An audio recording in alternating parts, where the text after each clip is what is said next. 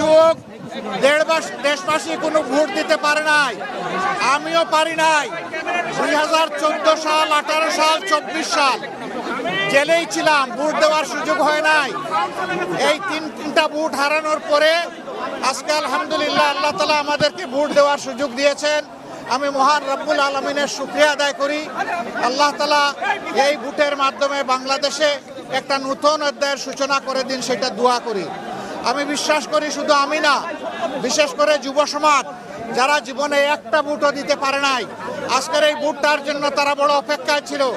এই ভোটটা শান্তিপূর্ণ হোক, সুষ্ঠু হোক, সন্ত্রাস মুক্ত হোক, দখল মুক্ত হোক এবং সবার কাছে গ্রহণযোগ্য হোক, এটা আমরা দোয়া করি। এই ভোটের মাধ্যমে আগামীতে এমন সরকার গঠিত হোক যেই সরকার কোনো ব্যক্তি, পরিবার, দলের হবে না, বরঞ্চ যে সরকার হবে 18 কোটি মানুষের, জনগণের সরকার। আমরা সেই সরকার গঠনের ব্যাপারে আশাবাদী। আপনারা আমাদের জন্য দোয়া করবেন।